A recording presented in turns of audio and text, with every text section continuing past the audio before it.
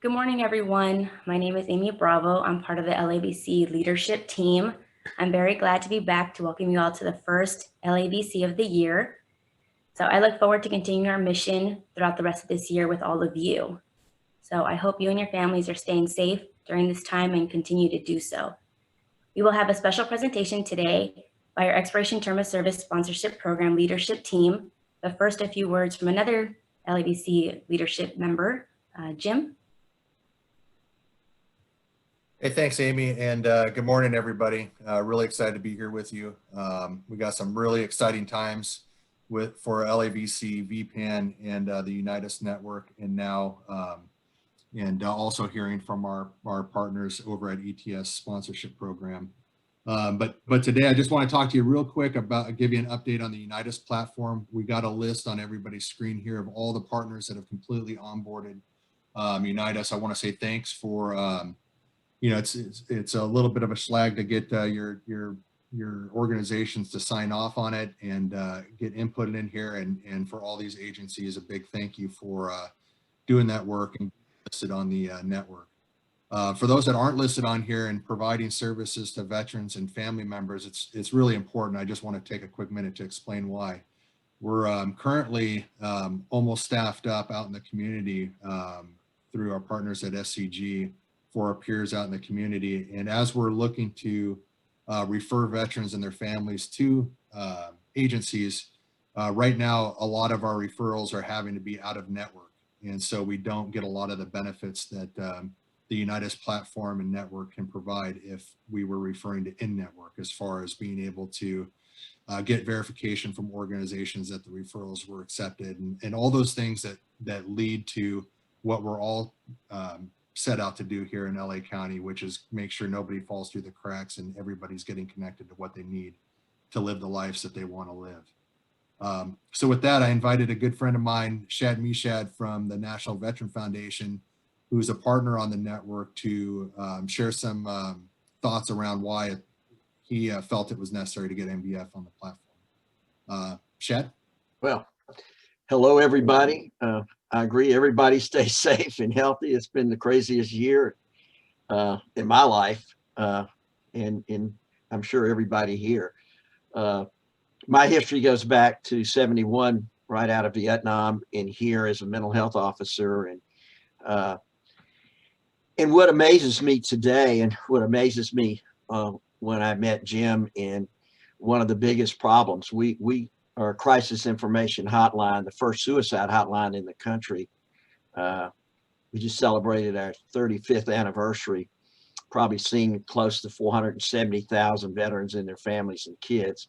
But the big thing here, the city, what brought me here to LA after the war was the fact that the largest VA system in the country was not addressing then the last war, Vietnam vets, just in no way. And I was brought here probably by a God shot to come here and figure out why. And the rest is kind of history. From my Vietnam vet program, was the only one in the country in the 70s, and then designing the vet center program under Carter, and setting up the first 100 vet centers. The key thing here in a city this large, with all the problems and everything, is been interconnecting all the different services. It's always been a problem because it seems like every service has been its own island, and it was almost like a turf issue, almost like we're different. It was always a battle to find out if you needed someone to get a job or housing or mental health treatment, or primarily and bigly to navigate the VA, which was the largest mental health system then in the country. And so I am so elated to be a part of this Invite VPAN because we cover the nation, but the city, once again, has the largest veteran population in the country. And it's been disjunctive for most of my going on 50 years here in Washington when I was running the vet centers.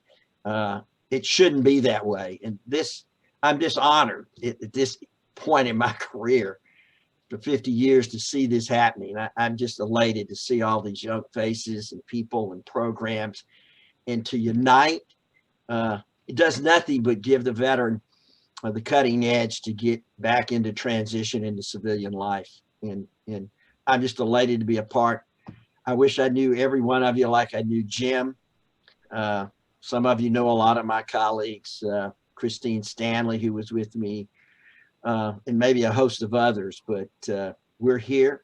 Obviously, we cover LA and the rest of the country, but a big part of our hotline calls come from California, and LA is it's almost several countries, and it's this is just awesome to see this coming together. And obviously, I'm elated because it was something I was always saying needs to be done, not only in this city, nationwide. And I hope United is able to do this and spread this out throughout the country. But as long as I'm around, this is key. This is probably the most important thing for all our veterans, men and women, coming back with a host of problems just in the country, much less being a veteran, and particularly combat veterans.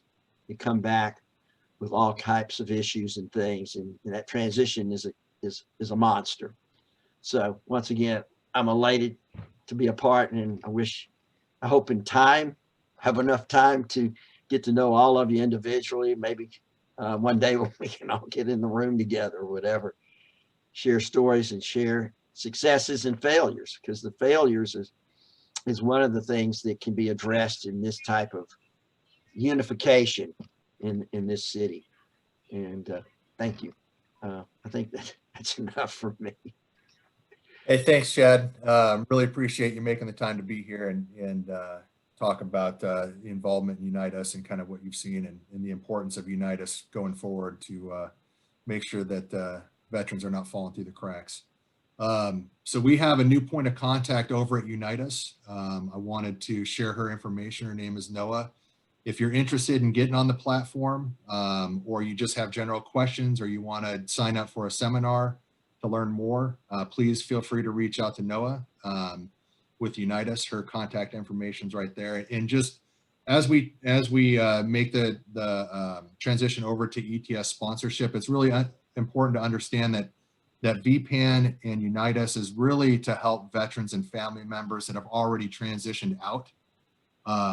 You're going to be hearing from ETS sponsorship and about their dashboard that they use, and that is a separate system, and that's used to help transitioning service members become veterans, and they'll talk more about that. But without further ado, I'd like to introduce Dr. Joe Geraci from ETS sponsorship to go ahead and start his presentation.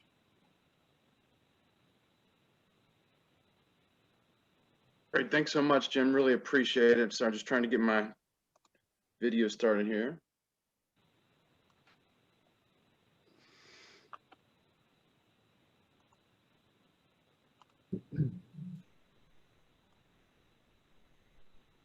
Yeah, so it says the host has stopped my video, so I definitely go without my video on. So I wanted to introduce myself. So Dr. Joe Geraci, there we go. So just a little bit about myself. So 20 years as an infantry officer, 4 deployments to Afghanistan infantrymen.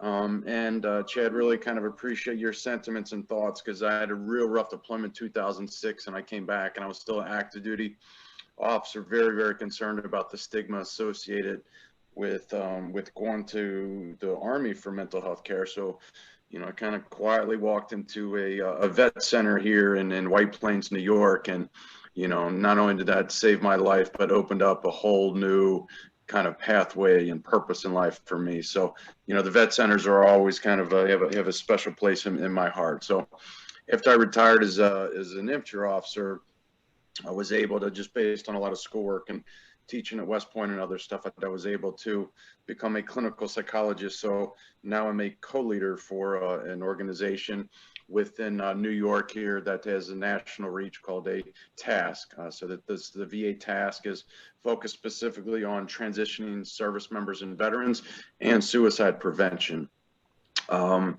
And so what I do as a clinical psychologist, I can consider myself to be a public health, a universal suicide prevention researcher, meaning like, how do we get left of the bang as much as possible and help all transition service members. Because I'll try to talk about, so concerned about them being within this deadly gap and the highest risk for suicide in the largest growing population in regards to rate for suicide, or those that are transitioning out.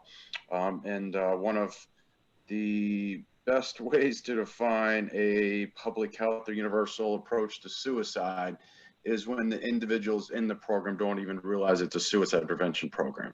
And I'll kind of talk about how we do that here today. So thank you. Next slide, please. So important to identify is that this is a consortium. So ETS sponsorship is a consortium between DoD, VA, nonprofits, and also most importantly, the community. So everybody that's on this call today, so really appreciate all the work that you do, the heavy lifting for veterans. And we cannot do it without you. And this is very much nested with a new initiative. It's called the VA's Suicide Prevention 2.0, which I've been involved in very much here within New York and in other regions. So the first pillar for this consortium, or this approach, this program, and I'm very thankful that all these pillars are very much represented on this call today. So me, I'm 100% a VA employee. We have Lieutenant Colonel Keith Wilson with a DoD and Army employee. And then, with Jim and others, the community, from the community representatives, but then also we're going to mention the dashboard today. So the first pillar, that VA DoD partnership. So this could not be done without the VA, a huge organization, over 300,000 employees across the nation. And I specifically wanted to be part of the VA because I wanted to be part of helping to evolve the solution of transition service members inside the organization. But the gap can only be filled by working with this DoD partnership. So Keith is going to talk here in the next couple slides. Sponsors, there you can kind of see the second pillar. So what we do is, through my office in the VA, we actually certify all the sponsors that go through the training. So it's the manualized training that we help to develop, 7.5 different hours that the sponsors go through, and we've had a pretty large successful expansion.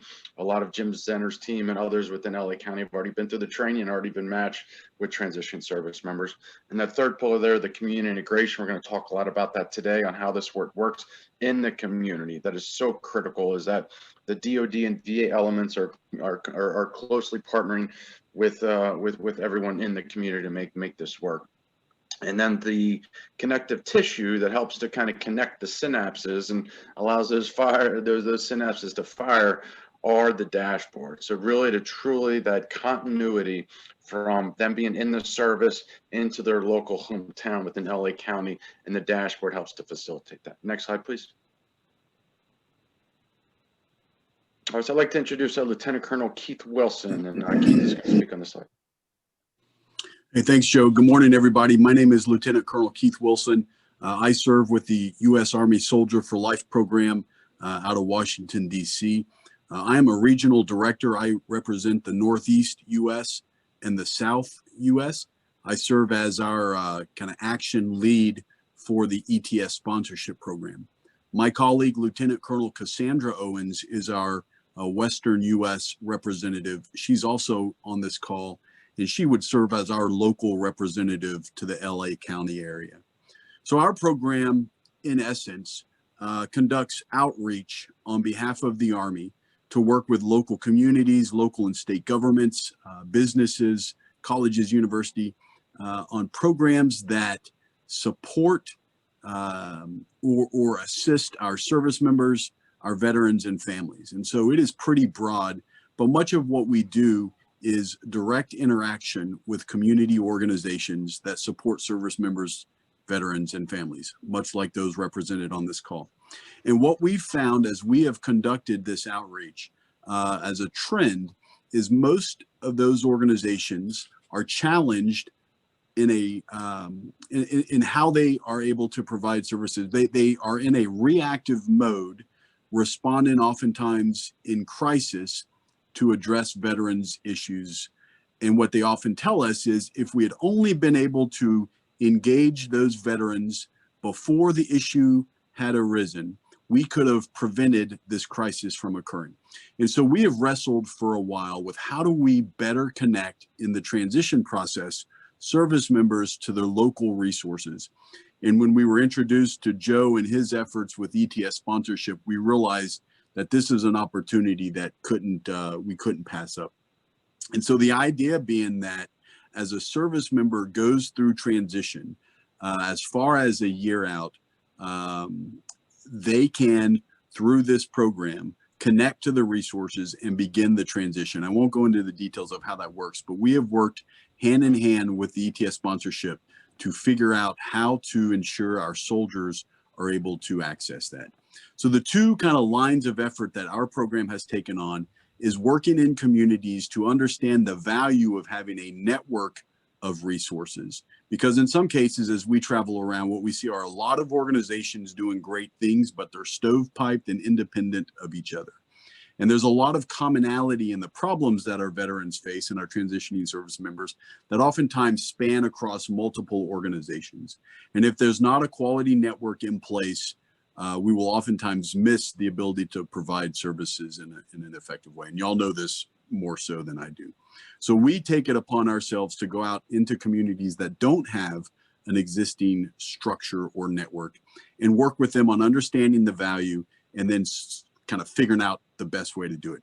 The second piece is the increase in soldier access. So we talked about working with our soldiers during the transition process, but also just raising awareness within communities and across the service member population on the opportunities provided by ETS sponsorship. So we're happy to be part of this. We think it's extremely important.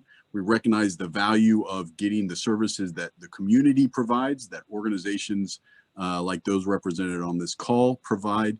And so we are trying to do what we can to ensure our soldiers and their families get that access earlier so that y'all are in a preventive mode versus a reactive mode. So thank you for letting us be part of this. Joe, thank you for your support as well. Over. Great, thank you, Keith. Next slide, please. You know, and I just cannot reiterate enough, I mean, just how special this is to have, you know, the DOD and the U.S. Army with the Soldier for Life program as partners on this. And I'll be honest, it's really one of the only ways that we can really kind of fill this deadly gap, which I've referenced here on the right side.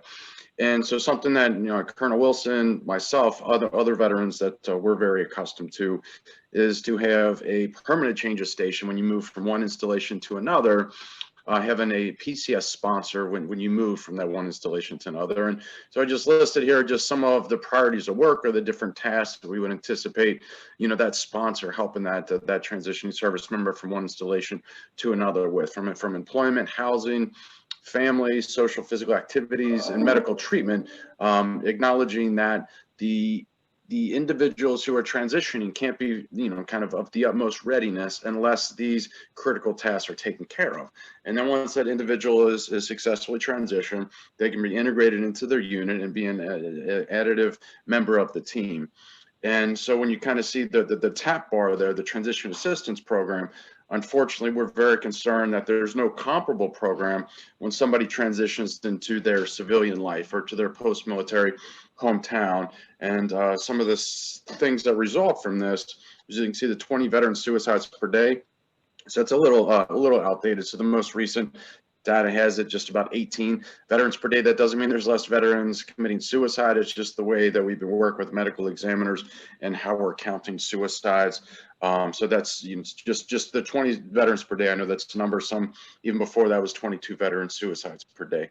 But I would say even more importantly, what is contributing to those suicides are some of these stats I have below, and I'm not going to spend too much time on them, but that 22 to 45, that's the number we're very concerned about. So that 22, and that's how we measure the rates of suicide. So the rates of suicide for our youngest veterans, the 18 to 34-year-olds, their rate was 22 per 100,000 in 2007. And just even a couple months ago in December, they released the most recent numbers, and that rate doubled up to 45. So in spite of all the efforts from the DOD and the VA, the communities and the funding associated with trying to fill this gap, the gap and the rate of suicide for these youngest service member has doubled within the last 13 years. And these are the same individuals that Keith, myself, Bill, Brian Roeder, that like these were our soldiers, these are our comrades, these are our friends, and unfortunately their rate of suicide is doubling. And many of you in your community, I'm sure you know of many of these individuals. It's a rarity for me to talk to a comrade, or as I see transitioning service members, veterans as patients right now clinically. It's very rare for me to talk to one of them and not for them to know of a close friend that committed suicide. So this is something that we're very concerned about. But unfortunately, solely a clinical approach is not the solution. So that 3.3%. So that was a study done by all veterans that received a recent psychological disorder, so depression, anxiety, or PTSD, during a couple year range. I believe it was 2012 to 2015. And of the hundreds and hundreds of thousands veterans that were part of the study, this is a VA study. So those that received a recent mental health diagnosis, only 3.3% of them actually completed at least the minimum 8 number of mental health sessions to be considered kind of, at least minimum care. So the clinical approach to say that, hey, we're going to solve this by just making sure that all these veterans that are high risk receive clinical treatment, that is not worked out. And so another element with that 5.4%, another thing we're concerned about is these tasks or these priorities of work that they accumulate, and they can exacerbate any additional issues that somebody had while they're in the military as they transition home. So somebody is having difficulties with employment, housing, family, social, physical activities, and medical treatment, those add up. So those that have the highest number of transition stressors, they're 5.4 times more likely to have suicidal ideation than those that have a smooth transition. So that's kind of how we apply the universal approach, acknowledging the population that we're most concerned about, the 18 to 34-year-olds, acknowledging that clinical treatment is not going to be sufficient. It needs to be paired with a community-based approach. And the justification for that community-based approach is that 5.4 times rate, that if we can help them with these transition stressors and help them to successfully reintegrate into their hometown, which is a lot of the work that you do in the communities, that can be a successful suicide prevention approach. And this is the mantra and the baseline that we've taken for expansion of this program nationally, from up to Boston, up through New York, New Jersey, North Carolina, very, very extensively in Texas. So the VA is contributed a significant amount of funding to our team to expand this across the entire state of Texas, working with the state government and also working with United's platforms and other comparable programs like AWP and Combined Arms down in Texas through California. And that's why you've got the A team on right now, because this is so important for us to really be working with the community. We've been working very close with Jim Zenner and his team, and you have our A team on right now, really to kind of highlight this program to you, and then all the way up to Washington State. Next slide, please. And just kind of reiterating some of the difficulties and bringing it even closer to home in regards to the immediate impact of COVID. So you can see the youngest veteran, so it's a little narrower of a range here, the 18 to 24-year-old. I have that on the row at the bottom. So these are the rates for unemployment, the most current rates for unemployment based on Bureau of Labor Statistics. You can see in February of this year, prior to COVID, that the rate for unemployment for the 18 to 24-year-old veterans is about 3.8%. Very comparable for the national average for veterans, and also comparable to the U.S. national average. But you can see how vulnerable and how susceptible that these youngest veterans are. By April, when we were at least within New York, and we've been working very closely with it. And I know, you've been in California and Los Angeles have been experiencing and continuing to work through the challenges of COVID. But at least for us in April, we saw the height of COVID, and the rate of unemployment for this vulnerable population very much was represented. So up to 36%.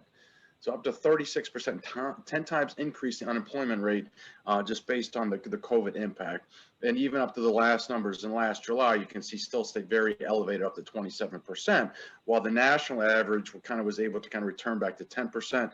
And so just kind of showing how concerned we are. to this population, how vulnerable and susceptible they are to community changes, economic kind of movers and challenges, and then me as a suicide researcher seeing the impact upon suicide and how we can mitigate it. So I would say one of the best ways to mitigate suicide for this population is making sure they're employed, making sure that they're connected to the community, making sure that they have housing.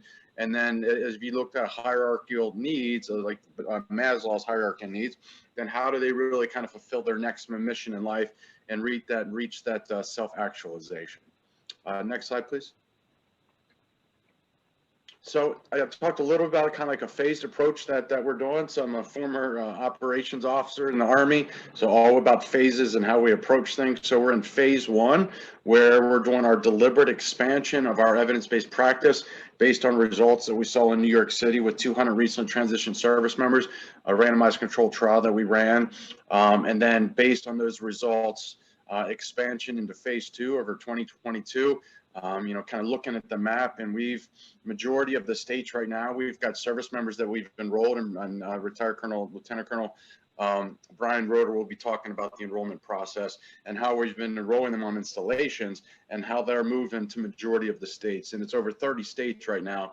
We've got transition service members that are exiting the military, moving into to those states. And so this phase 2 is this great expansion.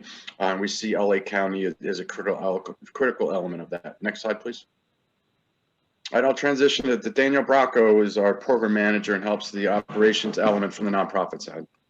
Okay, thank you, Joe. So the ETS sponsorship program is a personal relationship between that transitioning service member and the sponsor. So increasing that social connectedness and social support. So you're wondering who can be a sponsor? Anyone, military or civilian, who cares about service members and veterans and willing to commit their time. Sponsors participate in the 3 virtual trainings with our VA certified senior trainers. Upon graduation, sponsors are certified and matched with a transitioning service member. Sponsors will contact their service member regularly, guiding the veteran in identifying goals and developing action plans to achieve those goals. All sponsors can enroll on our website, and we will get them the upcoming training sessions. Next slide. Brian, I'd like to introduce Brian Roeder. Good morning, everybody. I'm Brian Roeder. I handle the enrollment at the installations, and this is a little bit more than just going in and having the soldiers sign up. I go in, I introduce a program to both the unit chain of command that oversees the units on post, and also the installation chain of command that oversees the programs on the installation. I then kind of go down and connect the SFL TAP with the transition programs, connect them and introduce a program to the VA personnel that are on the installation, along to USOs. So they're tracking that there's an effort there that helps combine their services together and helps get the soldier the services they need. And then finally, I work along with the SFL TAP, the Transition Assistance Program, and I work right alongside them to set up a table there. You can see it set up, and engage soldiers and talk to them about the program. One of the things we found is that not as successful when we just leave out brochures or brief a large group. It's when we go on the individual basis, talk to the soldiers, and help them understand there's a lot of questions out there that they need to ask. They don't even know that they need to ask. So they start realizing the importance of the program and actually come back and ask questions about it and want to get more involved in it. And from there, what we do is we will sit down with the soldiers, help them enroll. They'll go through an intake process.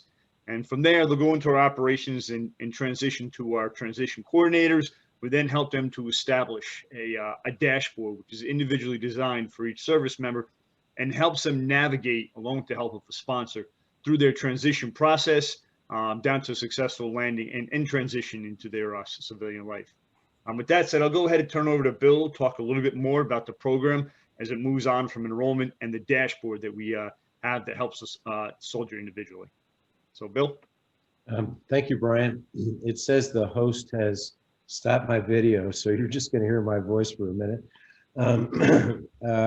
This slide really kind of captures the objective in terms of how we see things. The sponsor is the connection initially from a service member that's still at a duty station far away from where they ultimately will go. Sometimes they're in the same community. Fort Hood is close to Killeen, Texas. So there are situations where that happens, but normally what we're trying to do is we're trying to put the roots down, or let's say plant the seed in the community with the sponsor. from that connection, that sponsor connection, one-to-one with the service member, we are essentially building around that kernel with other people in the community to form an organization that a community integration coordinator manages. And it is through those community integration coordinators that we develop and manage the sponsor pool, and that we support collectively the needs of all the service members that are in there. Remembering that these are people that are still on active duty. That's important because, as Chad mentioned in the very beginning, and I will say that when we talk about interconnecting, and we're mostly Army folks here today, we're worried and we're concerned about all the services. We're very much aligned with the Marine for Life program. We're getting organized with the Navy and the Air Force. Most of our suicide victims, unfortunately, are from the Army and the Marine Corps. And so that's where we started. The Army is acting as an expert agent for the Department of Defense to figure out if this program is going to be successful as we hope it will be.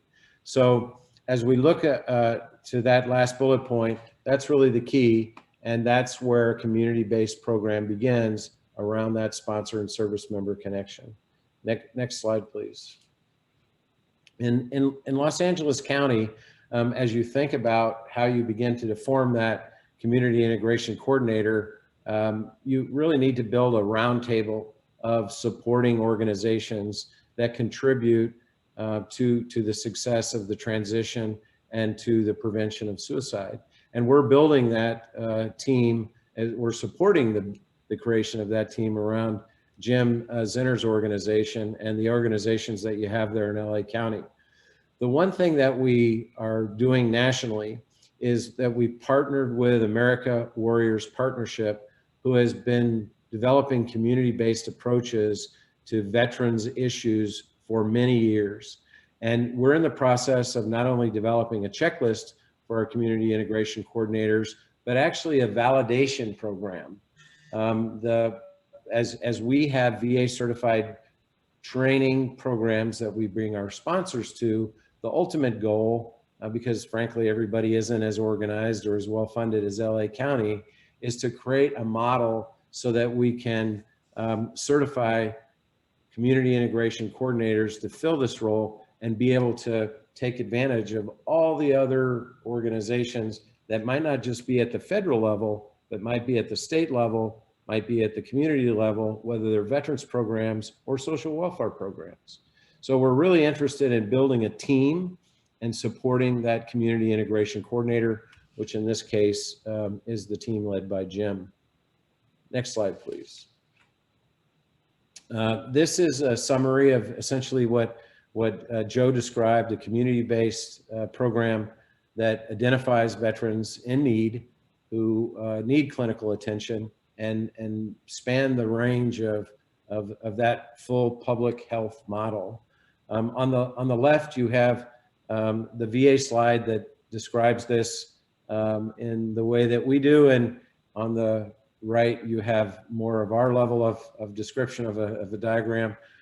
I'm mentioning here that Starbucks is a partner, and Starbucks provides us a practically unlimited supply of gift cards so that our sponsors have the ability to host our service members and veterans after transition in a non-stigmatized environment where they can talk about their life and how they're doing, and that is part of that relationship building that continues through this journey of transition, so that veterans feel the connectedness and the cohesion of the people that are interested in their success. Next slide, please. We do this through the dashboards. There are different dashboards for every player on this team. We have a dashboard for service members, one for sponsors that enables their ability to communicate and on a 24/7 at your convenience basis. We have one for the transition coordinator that actually facilitates the inventory of the intake for the service member when they come into the program, and ultimately one for the community integration coordinator that administers to the sponsors and supports each sponsor and service member pair to do what needs to be done to ensure a successful transition and get veterans to the help they need at the VA if they need it. So next slide, please.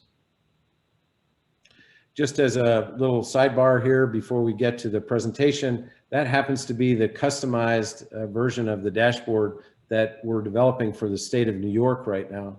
So these are not dashboards for transitioning service members. These are dashboards for veterans that already are in the state and living there. So that's a whole other conversation, but we just want you to know that we're tied into that. And of course, I should have mentioned, but Danielle and Paris, you can mention this.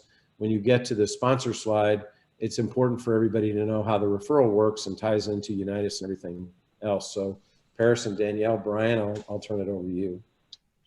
Thank you.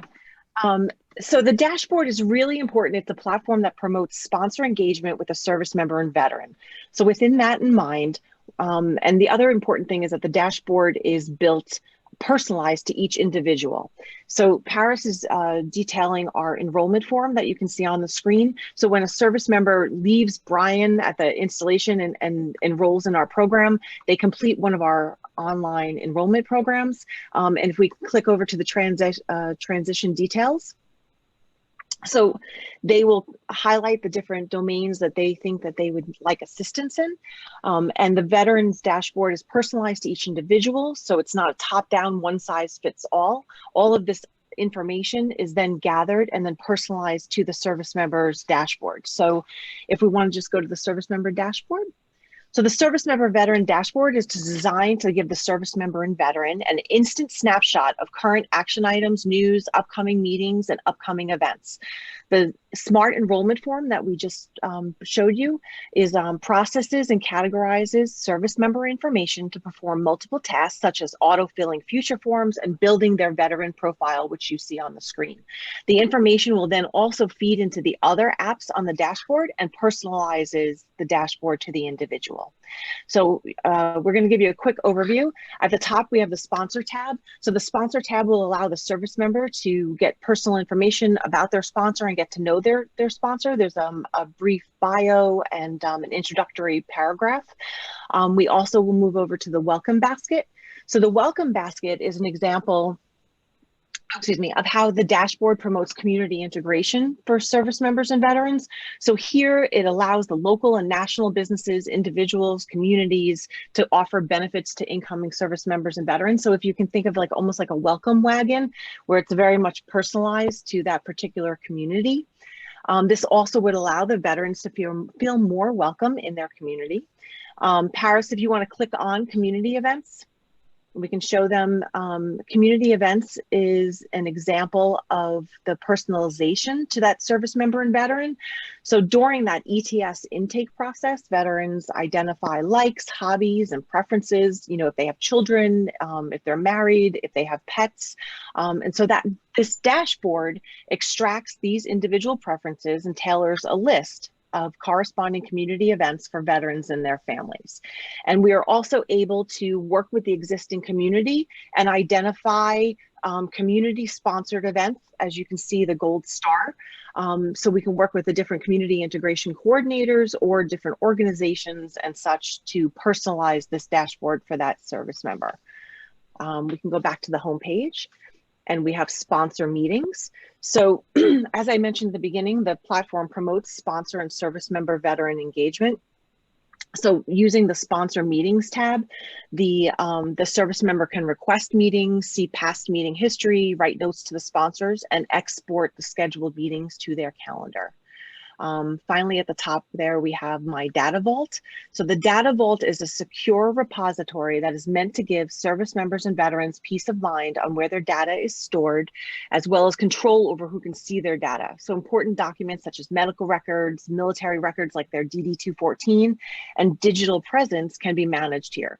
So the purpose of the section is to give the service member and veteran governance over their own data. We can see this is important, you know, they can share, they can view with, and they give the permissions and they can take those permissions away at any time. So the most important, I guess, the meat and potatoes of this service member dashboard is my action plan. So when a service member enrolls on that smart enrollment form, Any of the items that they've asked for assistance with will be extracted and this action plan is developed. And you can see from the home screen, it can be expanded upon. So this action plan will allow the service member and sponsor to work on these goals and upload documents, speak to each other, and these are all updated in real time. So this is really important sometimes if we have service members that might be coming from, Fort Drum, New York, and going to California, the time zone and the training schedules. This way it'll allow them to work on each task and goal and track it.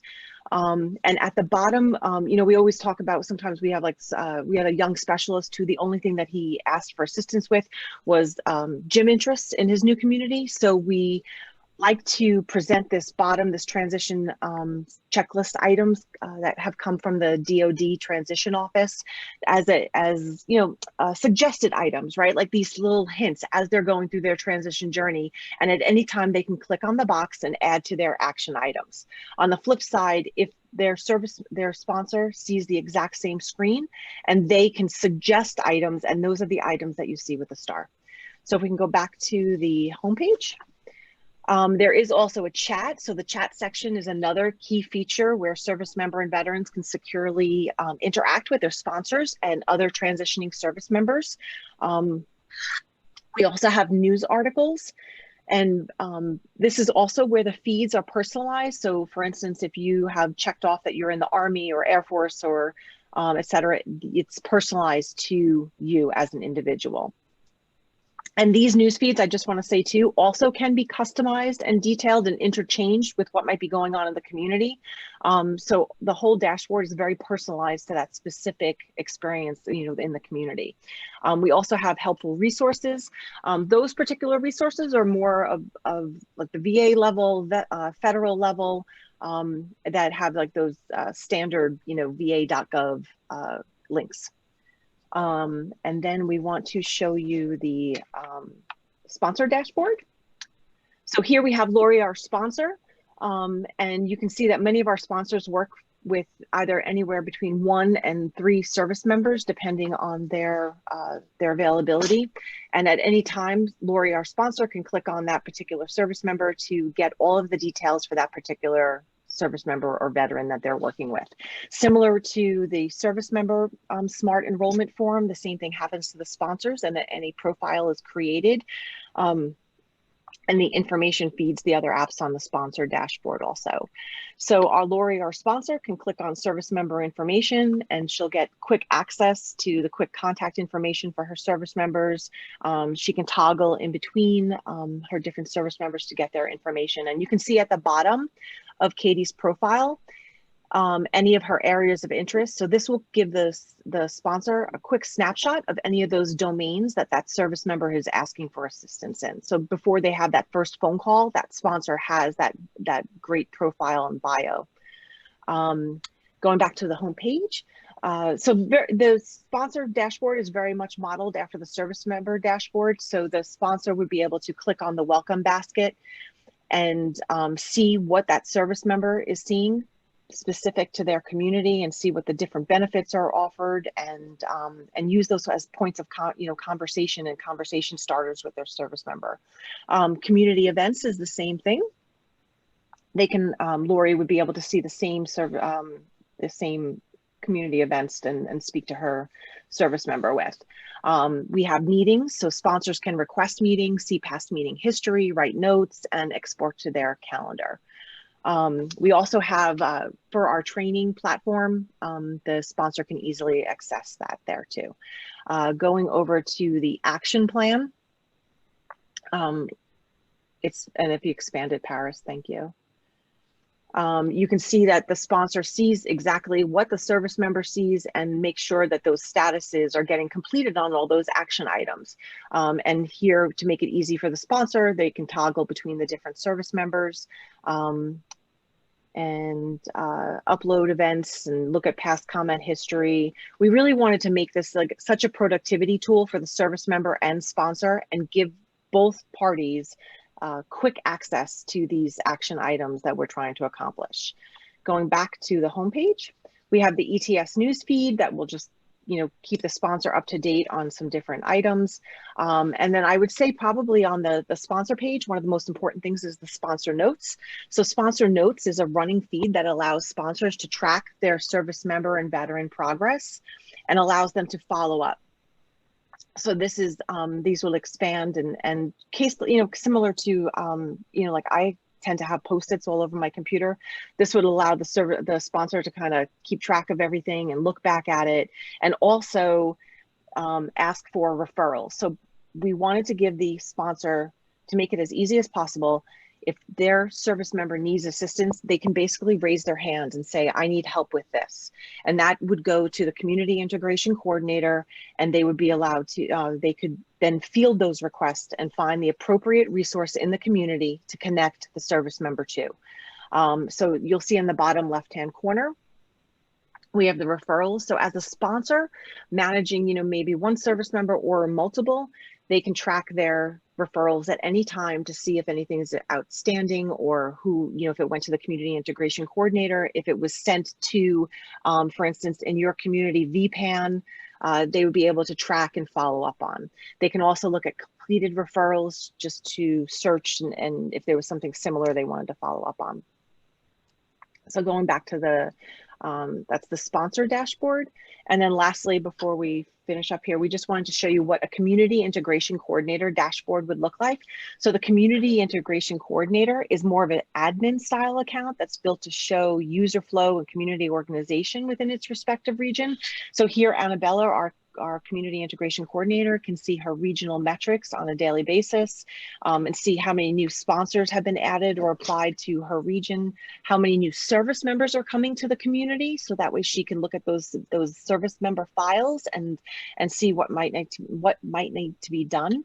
And then there's also, they have all the other universal tools that the other dashboards have: community events, meetings, referrals. If you look to the bottom left, you'll see Annabella's referrals, and she can manage her community and make sure all the community referrals are taken care of. So I think that's for it for the community integration coordinator, because I know the next slides are important. So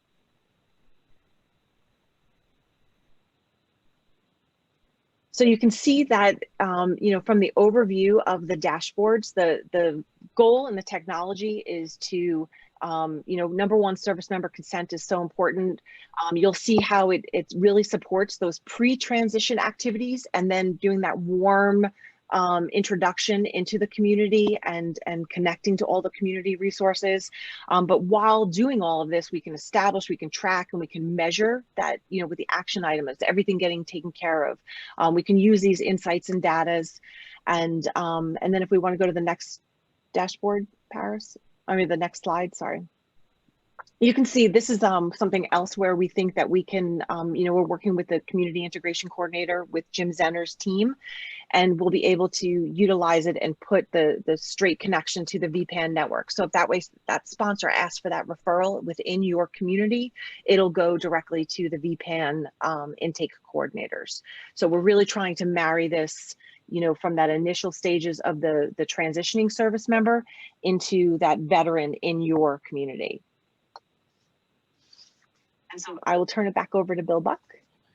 So this slide is a little bit complicated because, frankly, what we're trying to do is a little bit complicated. All of us together working for the benefit of each service member, each veteran that we have in the program. So that does require some coordination and cohesiveness around the activity. This slide is really just to help you see, in this case from Fort Drum, and there's Colonel Roeder up there and talking to the service member, coming into the program through the transition coordinator and into the brackets where we have the sponsor matched with the service member and the community integration coordinator all working together to help success in the veteran's life. We're looking at additional programs which we won't go into much detail on today. But certainly what we're trying to do in New York and what we hope to do in California with you folks as well and in other places is to get this whole system working together and connect all the dots so people don't, as Jim said, fall through the cracks. Next slide, please. And there you have it. So I'll turn it back over to Giselle or Jim or Chad, whoever's in charge. But as I do that, I do want to say that Jim Lorraine is on this call. Jim is the CEO and president of American Warrior Partnership. Jim's been doing this a long time, from his days at SOCOM and until today. And so, Jim, I'd just like to give you the opportunity to say a couple of words, if you'd like, to the group. Oh, Bill, thank you. Great presentation. I think, you know, getting to know who the veterans are. Sorry, I'll start my video. Getting to know who the veterans are and having a relationship with them as they transition is key. I always say you never helped anyone you didn't know. And I think this is a way to accomplish it. It all starts in the community. It can't be done within the Beltway or from the Beltway. It's got to be started in the community. And I think LA County is the perfect place. We work closely with the Tierney Center for Veteran Services in Orange County, California, and San Diego 211 in San Diego as they pursue this. And I think LA is a perfect place. So thanks, Bill. I appreciate it. Thanks for everybody. Okay, Paris, you can probably close that now. We may or may not want to bring it up later if people have questions. So Jim Zinner, back to you. Hey, thanks, Bill, and thanks, Danielle, Joe, and ETS team. What a great presentation. We're just really fired up here at DMH and SCG to partner with you guys and bring this program to LA County as well. I just, for me, my dad told me, please introduce me to the head psychiatrist at Madigan. So I want to introduce him to the head psychiatrist at the VA because we want you guys to have it better than we had it. He was a Vietnam vet, did a tour in 70, 71, and just speaking to friends like Shad Meshad and other Vietnam vets, this is a way for, I feel like, our generation to kind of pass it forward to the next generation, much like the Vietnam vets did for us. So really appreciate your guys' time. Is there I think we got some time for questions. Hi, there is one question on the Q&A and I can read it out. Have the intervention, goal orientation, motivation been investigated as a possible transition tool? This program is being used in community colleges and Los Angeles organizations to help veterans maximize the use of resources.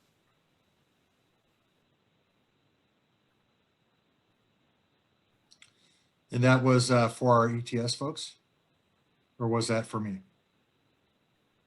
It looks like it was for ETS, and the question is from Charles Johnson. I would probably defer to Jim. I mean, look, our role here is to support the community. And if there's something that's happening in a community that is related to goal-oriented motivation, that would be something that Jim would decide and we would support as required. So there is another program called Veterans Onward.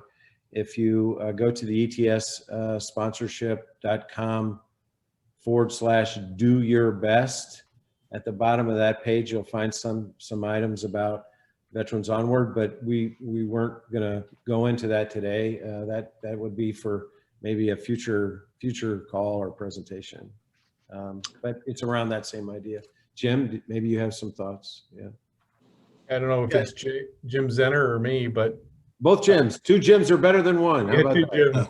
I would just say, as somebody who's worked with the communities all over the country, that sometimes the best practices that are perfected at the local community become best practices nationally. And I think it's important to measure the outcomes and then have the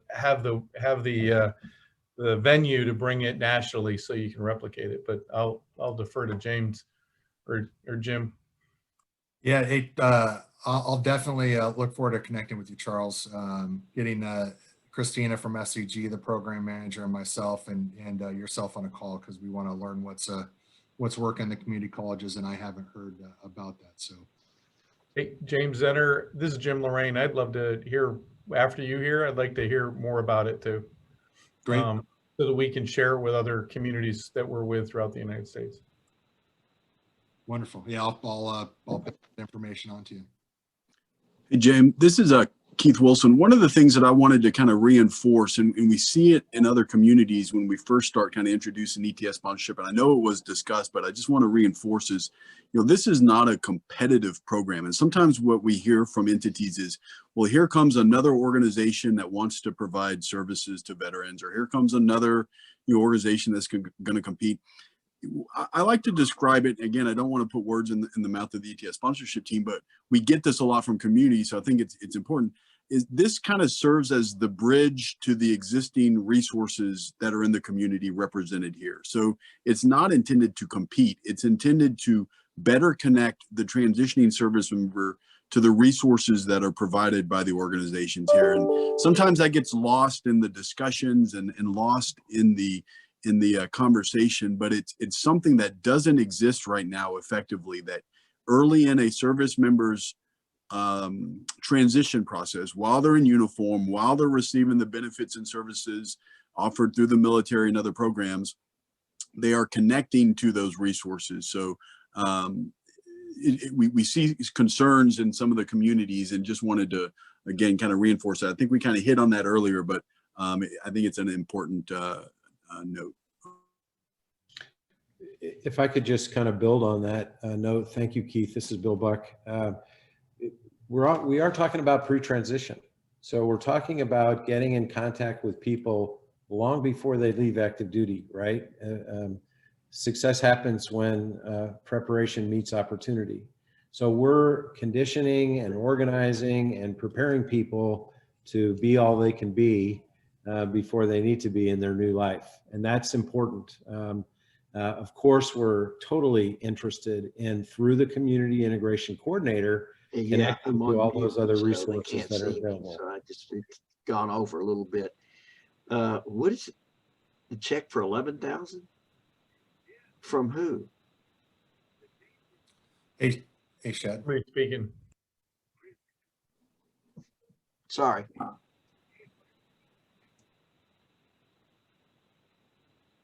Yeah, sorry about that, Bill. Yeah, no problem. So in any case, I was done anyway, and that's it. We'll be happy. Thank you to Lisa and to Giselle for including us today, and for you, Jim, for helping us get connected with your team in LA County. So thank you very much. My pleasure, Bill. I'll go ahead and hand it over to Amy for last words and anything else. All right, well, thank you all so very much. So right now, we're going to go ahead and break out into the working groups. So the links are actually in the meeting agenda that was included in the register email. So you can all go ahead and go to your respective groups. Thank you all so very much for attending. Thank you, Amy. Thank you, everybody. Bye, everyone. See you all next month. Thanks, ETS.